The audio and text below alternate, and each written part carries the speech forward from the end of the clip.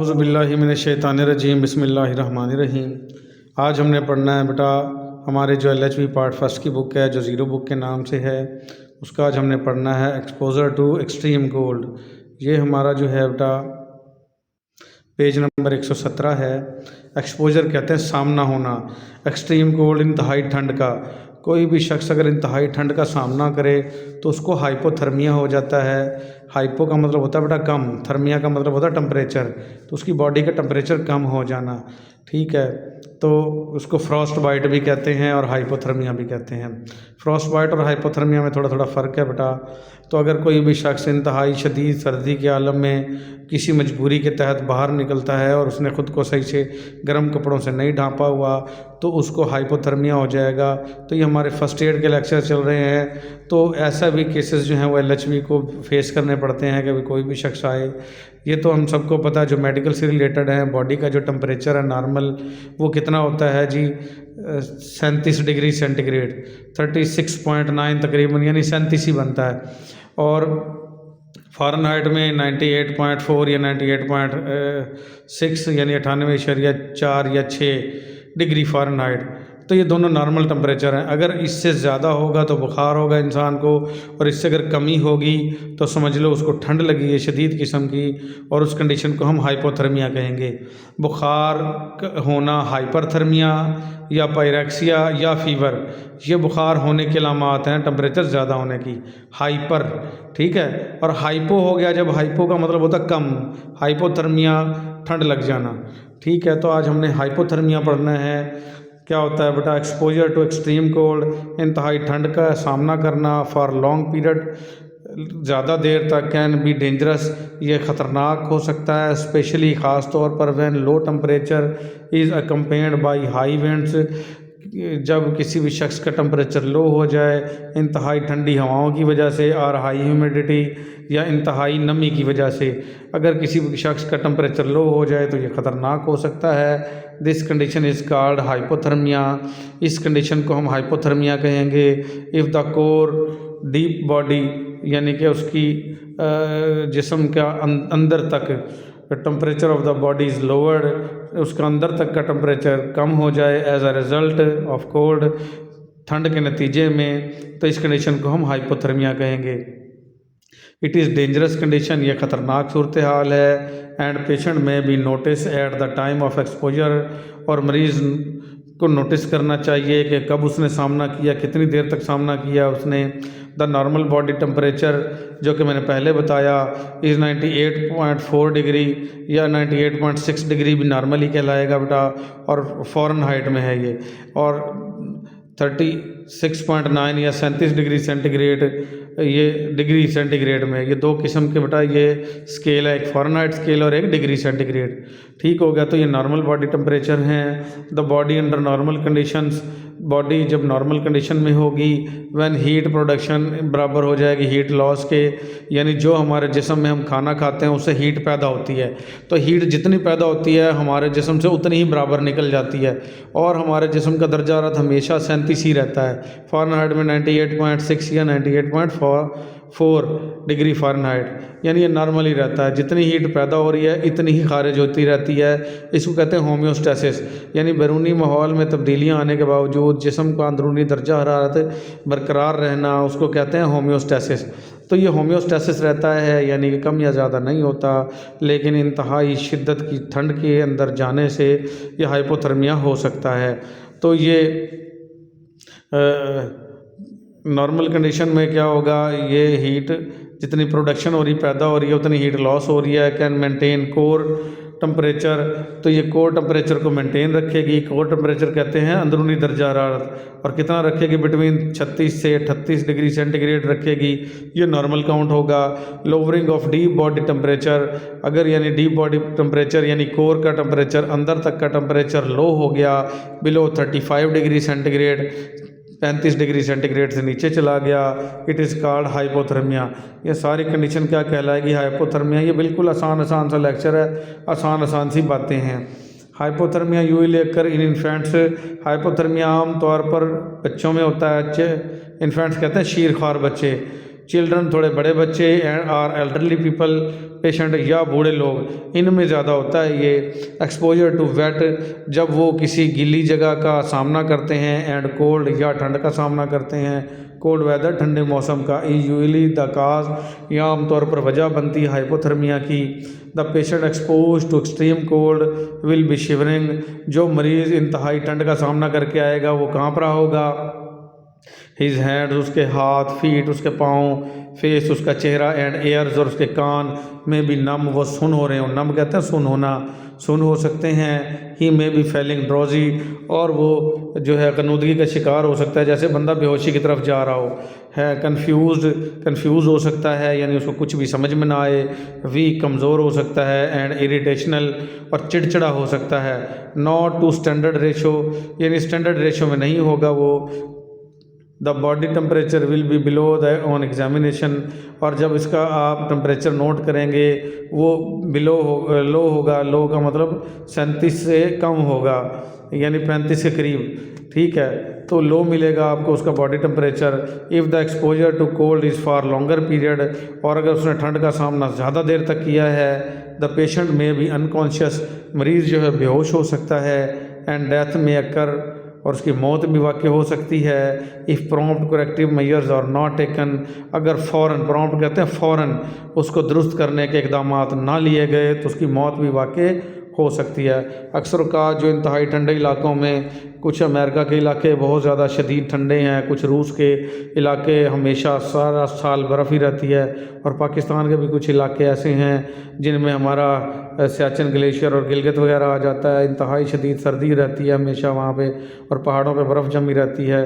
तो ज़्यादा देर तक फ़ौजी हजरात या इस तरह के लोग जो हैं वहाँ पे इस चीज़ का शिकार हो सकते हैं। मैनेजमेंट कैसे करनी है बेटा? अगर हाइपोथर्मिया हो गया, उसको shift the patient to the warm room, मरीज़ को गर्म कमरे में शिफ्ट करना है। रिमूव वेट क्लोथिंग, उसके गीले कपड़े हटा देने हैं। And put on dry warm clothes, और उसको खुश्क गर्म कपड़े देने हैं। रैप कहते लपेटना। The patient in the warm blanket, मरीज़ को गर्म कंबल में लपेटेंगे। और apply hot water bottles to the trunks, या उसके धड़ के गिर्द जो है वो गर्म बोतलें लगाएंगे। और डायरेक्ट गर्म बोतल नहीं लगा देनी, भी सड़ी ना जाए कहीं। इनको रैप करना, लपेटना है इन द शीट। पहले गर्म बोतल को, गर्म पानी की बोतलों को शीट में लपेटना है और उसके धड़ के साथ लगा देना है, जिस्म के साथ लगा देना है। Give hot liquid to drink, उसको गर्म मशरूबात देने हैं, जिसमें चाय हो सकती है, सूप, यखनी हो सकता है, ये देने हैं उसको बेटा। Advise the patient to wear hat, और मरीज़ को ये नसीहत करनी है कि वो टोपी पहने, गोल टोपी को हैट कहते हैं। ग्लव्स, दस्ताने पहने। एंड सॉक्स, और जराबे पहने। टू अवॉइड कोल्ड इंजरी, ठंड की जो इंजरी है उससे बचने के लिए इन फ्यूचर, अपने मुस्तकबिल में। तो ये इसकी मैनेजमेंट है। तो ये था बेटा हाइपोथर्मिया। फिर आ जाएगा फ्रॉस्ट बाइट। फ्रॉस्ट बाइट भी हाइपोथर्मिया से मिलता जुलता ही होता है। फ्रॉस्ट बाइट कहते हैं शिद्दत से ठंड होके किसी भी हिस्से का सुन्न हो जाना, उसको फ्रॉस्ट बाइट कहते हैं। तो frost bite is defined as, frost bite की हम तारीफ़ करते हैं, the damage of the body tissue का डैमेज हो जाना ड्यू टू एक्सपोजर, सामना करने से, ऑफ एक्सट्रीम कोल्ड, इंतहाई ठंड का, और फ्रीजिंग, या जम जाना, इंतहाई फ्रीजिंग का सामना करने से, ठीक है, बॉडी का जो टिश्यूज़ हैं उनका डैमेज हो जाना फ्रॉस्ट बाइट कहलाता है। इट में अक्कर स्लोली, ये आहिस्ता आहिस्ता रोनुमा होता है। एंड इज़ हार्डली नोटिसेबल, और इसको नोटिस करना भी मुश्किल होता है। Eight the time of exposure, जब आप किसी भी ठंड का सामना कर रहे हो, यानी ठंड का सामना करते रहोगे आपको फील नहीं होगा कि मुझे ख़तरा हो रहा है, लेकिन ये आहिस्ता आहिस्ता नोटिस करना पड़ेगा, नोटिस होता है ये जब ही पता चलता है जब काम ख़राब हो चुका होता है। Frost bite tends to occur on the expose extremities, frost bite आम तौर पर होता है जो आपकी एक्सट्रीमिटीज़ सामना कर रही हो। एक्सट्रीमिटीज़ कहते हैं बेटा ऊपर वाले बाजू, अपर एक्सट्रीमिटीज़, और टांगें लोअर एक्सट्रीमिटीज़ कहलाती हैं।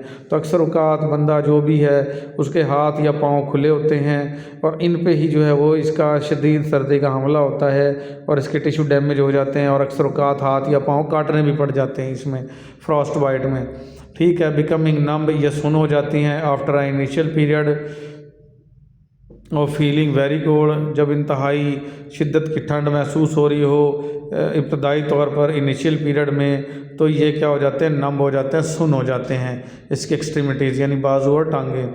साइन एंड सिम्टम्स क्या होंगी, इसकी अलामात क्या होंगी।